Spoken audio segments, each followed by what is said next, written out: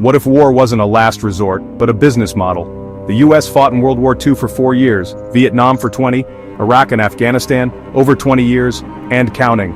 Today bombs still fall, drones still hover, contracts still flow. The question isn't why America fights so many wars, it's why it never stops. This is the business of war, a system where peace is unprofitable, and war is the product. After 9/11, the US entered what was called the Forever War.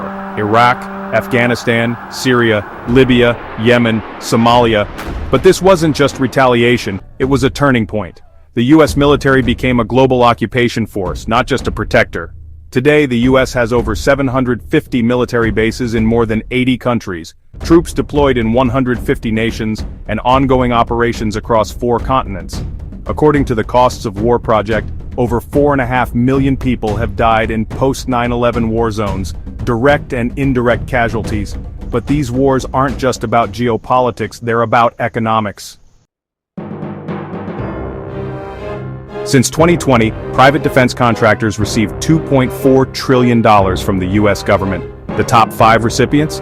Lockheed Martin got $313 billion. Raytheon, now called RTX, received $145 billion. General Dynamics took in $116 billion, Boeing got $115 billion, Northrop Grumman earned $81 billion. These 5 alone earned twice as much as the US spent on diplomacy, aid, and conflict prevention combined. Weapons, logistics, cyber warfare, satellites, and surveillance systems, they're all outsourced to private firms. Over 54% of all Pentagon spending now goes directly to these corporations. When war is profitable, peace becomes a threat to shareholders. In 1961, President Dwight D. Eisenhower warned, "In the councils of government, we must guard against the acquisition of unwarranted influence by the military-industrial complex." That was over 60 years ago. Today, that complex has evolved into something bigger and more dangerous. The military-industrial congressional complex, the military-industrial media complex, and the military tech intelligence complex. There are now over 950 defense lobbyists in Washington, more than 2 for every member of Congress. Contracts aren't based on national security needs, they're based on corporate influence. What if we told you the United States doesn't just outsource weapons, it outsources war itself?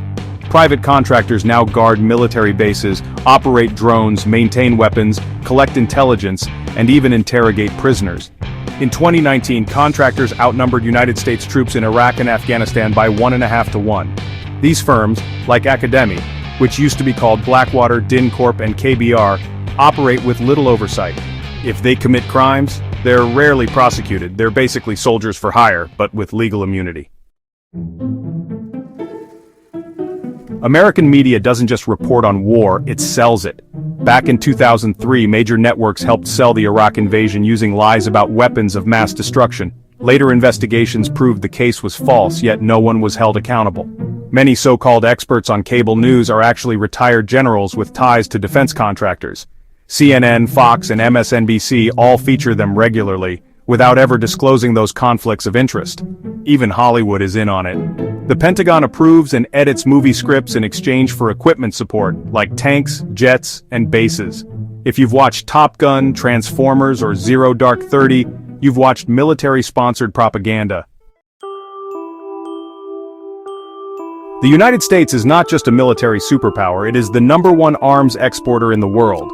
United States weapons fuel conflicts in Ukraine versus Russia, Saudi Arabia versus Yemen, Israel versus Gaza, and Taiwan versus China.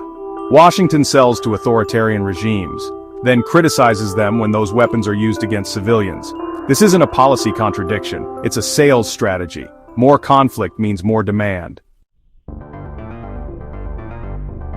The new frontier of war isn't boots on the ground, it's AI, drones, and surveillance systems. Enter Palantir, Enduro, Microsoft, Google, Amazon.